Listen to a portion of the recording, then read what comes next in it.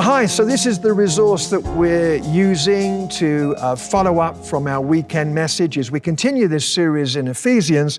Ephesians chapter 2 is our text this weekend, and we're thinking about being a new creation people. We're talking about how when we look back, we were dead in trespasses and sins, but then in Ephesians 2, the Apostle Paul goes on to celebrate the grace of God. In fact, there's a principle that you pick up in Paul's writings. It's one where he looks over his own shoulder at his own horrible history, but he doesn't stop there. He then celebrates the grace of God. And we see from that we don't find peace by denying our sinfulness, but by affirming it and then accepting God's grace and love towards us. We see from this text as well that we are uniquely crafted by God. We are His workmanship. The word is paiomi, from which we get the word poetry. We don't have to be like somebody else. We don't have to have somebody else's gifts, but rather we are called to be part of a radical Christ-centered community which is modeling racial inclusivity and respect and the ability to disagree agreeably.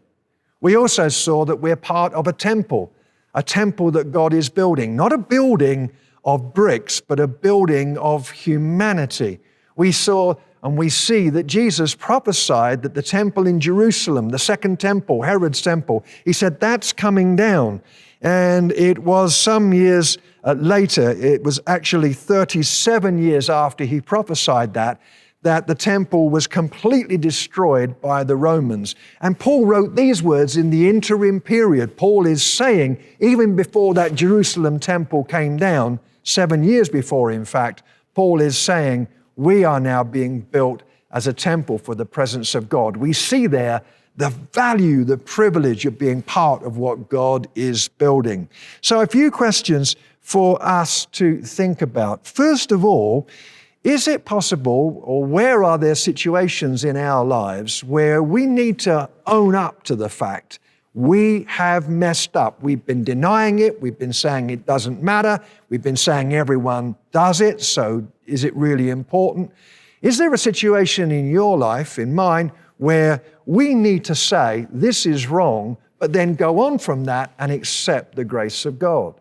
Secondly, let's consider this. Why is it that when we have such good news, that so many Christians struggle to live in God's grace and live with their heads down and their hearts burdened because they're addicted to shame? Just why is that? Do we have some kind of compulsive need to pay? Do we find ourselves, thirdly, comparing ourselves with others endlessly? How can we move away from that sense of discontent with ourselves and comparison? And then fourthly, what happens when we disagree in church life, politically, about the songs we sing, about the translation of the Bible that we use? Are we people who are able to disagree agreeably, or do we model something that is very similar to the world when it comes to fracture and division?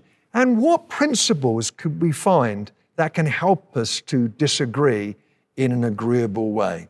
Well, as you think about all of this, I hope and pray that you'll have a good time reflecting on this. If you're doing this by yourself, if you're doing this as part of a small group, Ephesians 2 is loaded with riches. So let's explore that treasure trove together. God bless you.